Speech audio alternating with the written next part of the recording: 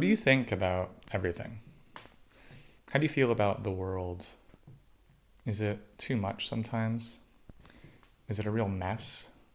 I think it is, but I don't mean so in a universal sense, because I do see a certain beautiful balance to all things.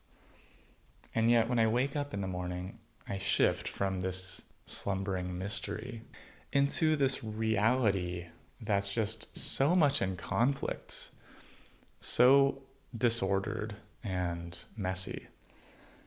And my own problems are enough, you know, getting my life in order and planning out my days and weeks and my goals and trajectory, let alone dealing with the rest of the world and everyone else's politics and idiosyncrasies.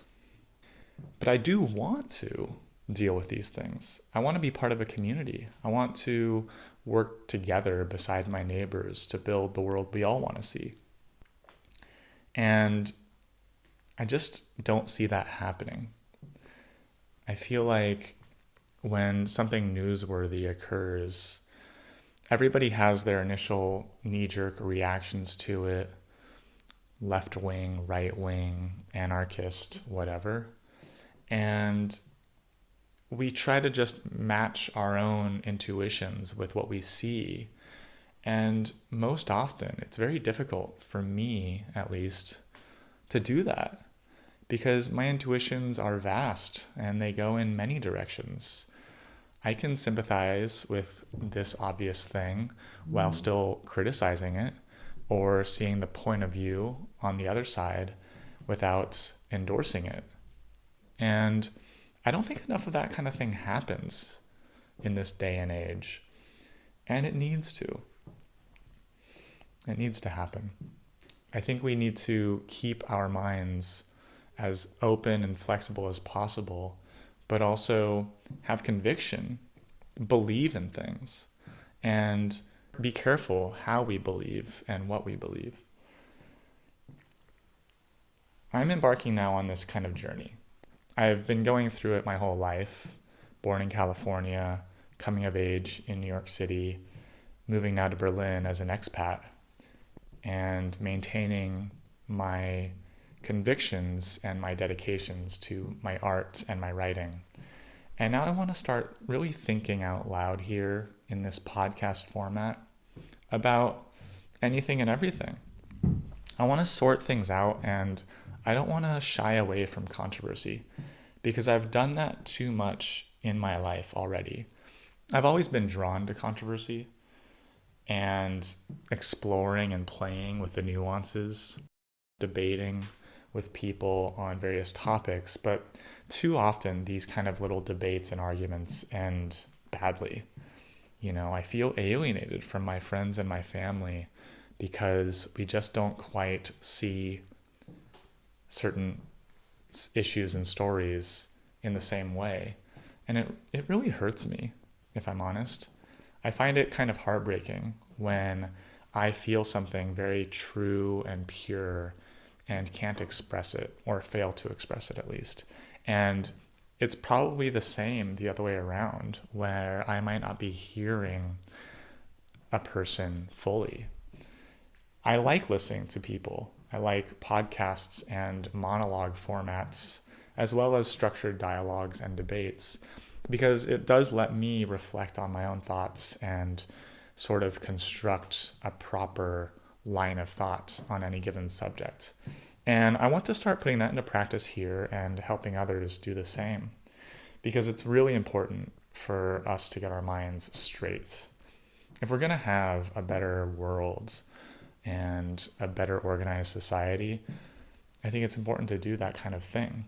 And that applies up and down the strata, if that's the word I can use here, of importance. You know, it does matter how we think about elections and wars and big technological developments, but also our own personal minor decisions, how we work, how we travel, how we love, and how we consume as consumers these days. So all these kind of things matter to me, and they're the things I want to be getting into here on this podcast called Key Thinking. My name is Keith. I'll be doing the thinking out loud or aloud. And the thinking here is aloud. So that's the play on words. That's the idea here.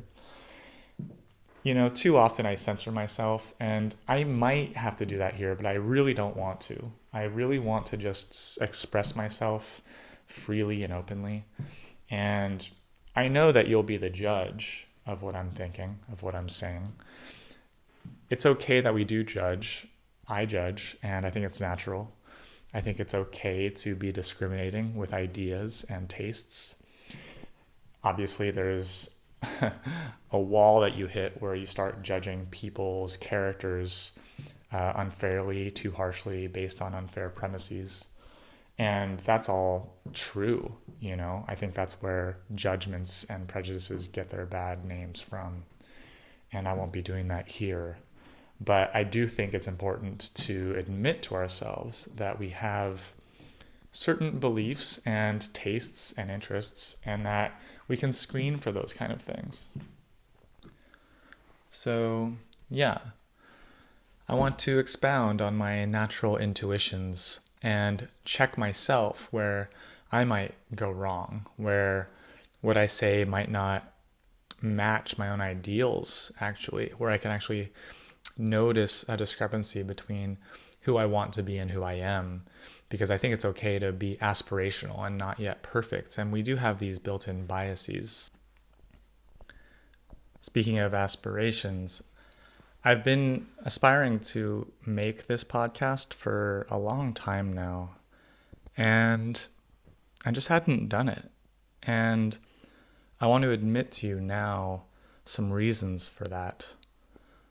Firstly, it's just plain procrastination, which I'm sure a lot of us can relate to.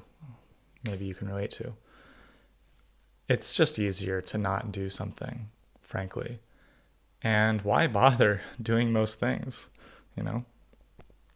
Secondly, kind of with that was the technical details and how intimidating that is to face. It's like it takes a little while to really get your mind around how to actually do a thing.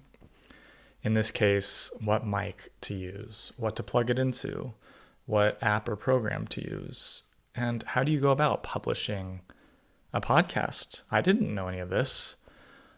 Maybe I'll get into the details of that and what I've settled on, at least for now. That's good enough for me. In another episode, a more meta podcast-centric episode. But at least I've solved it enough. It's taken me a while, and I've tried a lot of different things. But those technical barriers are real and prohibitive. They're real barriers to entry. The other ones are a little bigger. They're not as simple. Firstly, I don't necessarily want attention. I mean, I do, of course, like everybody. I want a certain kind of attention. I want to be loved and, admired to some degree. But I find it embarrassing when people really seek out attention, when people post really loud opinions on social media or walk around with a camera pointing at them in the city streets, either vlogging or just taking selfies, or just wearing something really garish. These kind of forms of attention really don't appeal to me. They turn me off, actually. So insofar as doing a podcast is a bit egocentric and bringing attention on me, as if I'm asking for you to listen and kind of hoping and expecting for it, it's a little weird. I don't really like that. And finally, there's been a fear involved. I'm afraid of putting myself out there and being scrutinized for what I say and what I think. It kind of goes into the seeking attention thing. I want to really curate the attention I get. And when I'm speaking so freely and putting it out into the public, I don't really know what kind of attention to expect. And that's scary.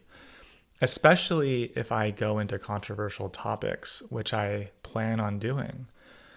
So I'm welcoming scrutiny, and that's scary. So I've been afraid of really planting my flag on this sort of, what do I want to say, controversial side of things. I don't want to just say everything that you've heard already. I don't want to reaffirm the groupthink that we're all inundated with.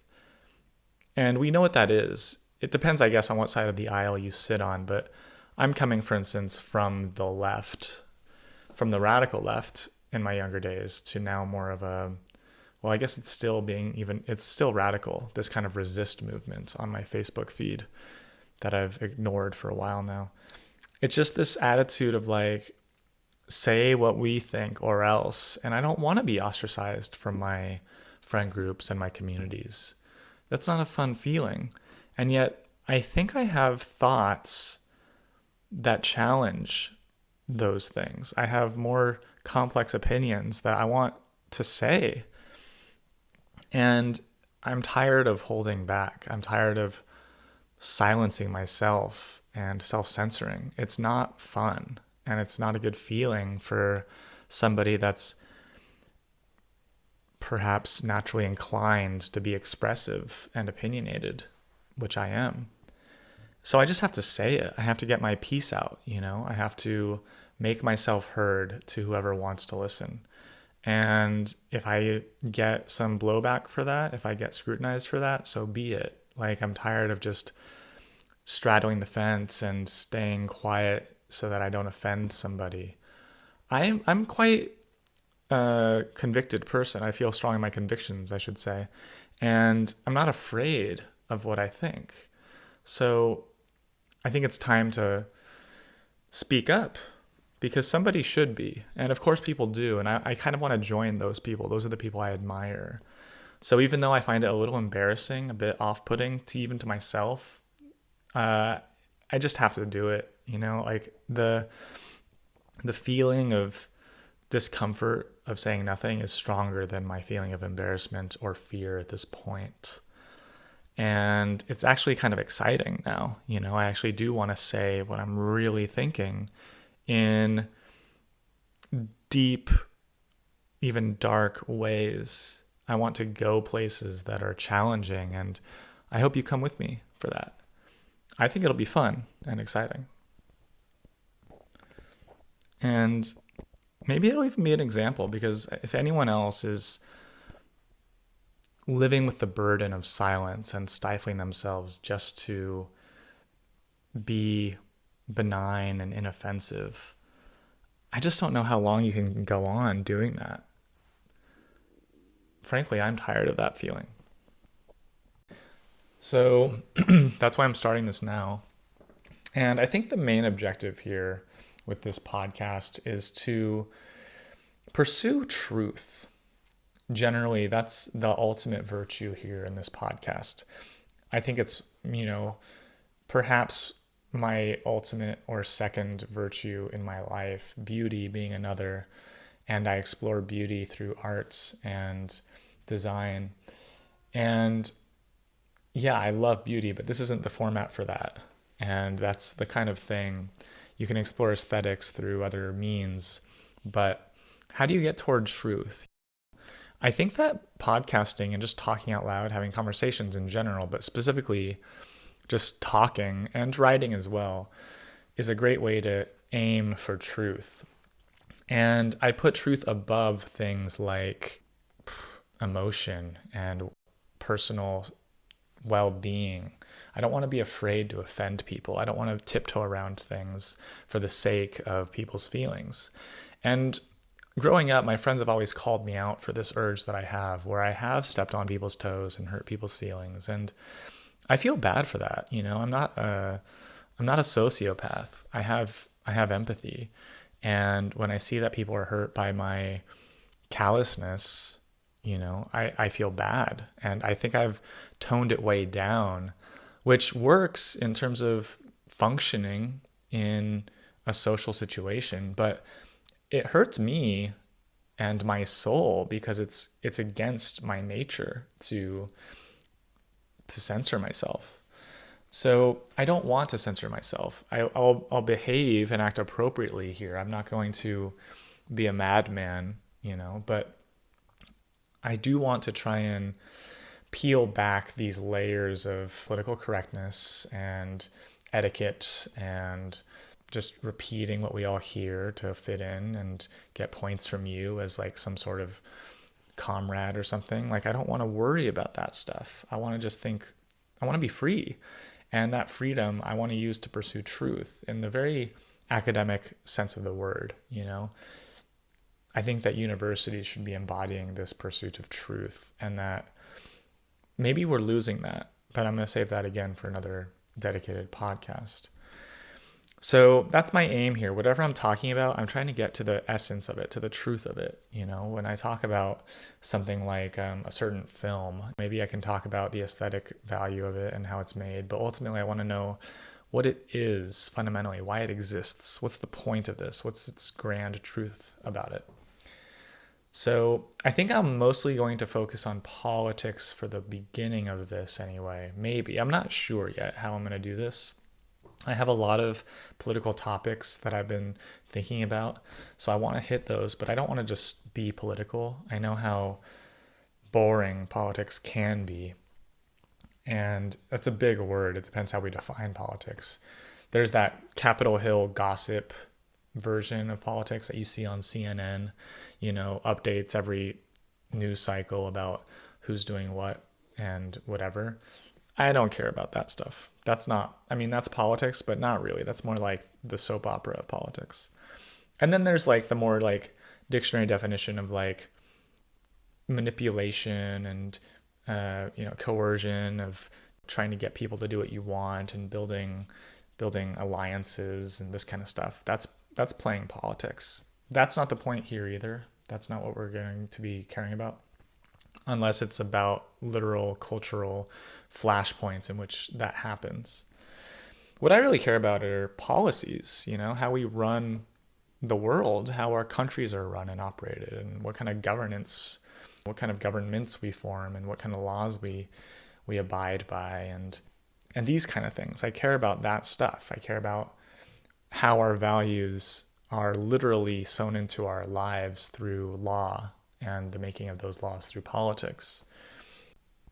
I suppose the right term for this would be moral philosophy and political philosophy, but more generally to just examine life and the way that our values manifest themselves.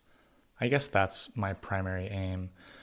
And life experience is really significant to me, and user experience, which I'm studying currently, to understand more deeply the how and the why about everything in the world. And I think that our beliefs are fundamental to that, which is why I want to spend so much time on those specifically.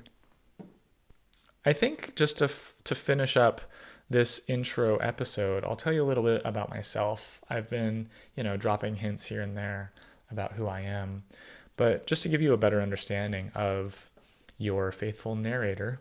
My name is Keith Telfeyan, or Keith Telfeyan, and I was born in the California suburbs of Ronald Reagan's 80s America, to an Angelino mother and New Yorker father. And my childhood was pretty typical. I was into baseball, the LA Dodgers, which is a fandom I still can't quite relinquish entirely. I was into drawing, and minor interests were space and dinosaurs. I also loved The Simpsons. I really related to Bart back then. And I think, turned on as a person through music, and primarily Nirvana, which was like my first real discovery of an identity, was like alternative music and grunge. And I started growing my hair long and dyeing it different colors. I got a guitar. I left sports and I just committed all in to like the art kid route. And yeah, from grunge music, I got into punk in high school and punk ska music. And yeah, ska punk in general has this aesthetic of checkered black and white squares to symbolize racial unity. And this kind of activated my political interests. And I got really into social justice politics. We didn't call it then, but that's what it was. I was into civil rights and feminism and gay marriage and legal pot and free speech, all that kind of stuff. And I'm going to do episodes on this podcast about each topic and more to expound on them, and perhaps how my opinions and beliefs have maybe shifted just slightly. And I went to UC Berkeley, which is like the center of political activism for college kids, and it has this free speech movement history. And I was really into socialism, and I marched against the death penalty and canvassed on Sproul Plaza and did all these kind of very activist things. But then my music interests started shifting, and I got more into emo music and electronic music and was going to raves and stuff like that. I guess I had discovered that in high school already, but that really amped up. As well as my interest in the band Radiohead, who I just really fell in love with and still love to this day. And they kind of represented this shift for me from the political to the psychological. And I was really into like social sciences and more into philosophy, which was my intended major. I ended up majoring in film and getting into serious indie films back then, which is still a passion of mine. And yeah, I was just really into this kind of stuff, into the Wes Anderson and P.T. Anderson stuff and David Lynch. And yeah, it was just all about that stuff. And I went to LA to work in the film industry, but I was really depressed and heartbroken and lonely and didn't want to stay in LA anymore, or California in general. So I moved to New York City, where I had some family and a lot of friends were moving there as well. And we kind of had our heyday in our 20s there. It was like just the place to be. You know, we were in Williamsburg before it really blew up, before all the skyscrapers were even there.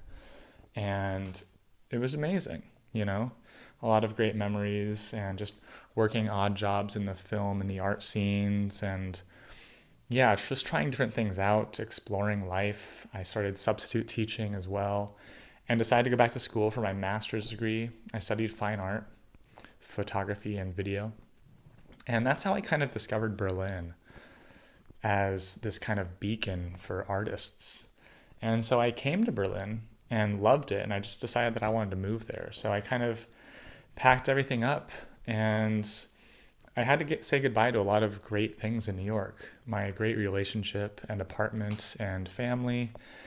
And I just wanted something else in my life. So I quit my teaching job, and I just decided to go all in and be an expat living in Europe, which had always been a dream of mine. So in the last few years, I've, committed to my fine art work and gotten more into writing. I wrote a novel, which I have still been trying to publish. And I've just done way more travel and gotten really into traveling. And it's kind of been this kind of journey of self-discovery and life experience and, yeah, an emotional journey. So that's a little bit about me in 5 minutes or less. And I hope that we can keep this in mind. I hope you can appreciate my background when I get into other topics. I want to make sure that everyone is aware of where I'm coming from when I address modern issues, because I feel more and more alienated. I guess it's no surprise because I've kind of taken myself out of the culture I've grown up in. But now I kind of see it for what it is. I see it from different angles, and I want to offer this kind of perspective. So I'm going to leave it there as this intro orientation episode of the podcast, Key Thinking. I'm excited to talk a little longer another time. And yeah, until then, ciao.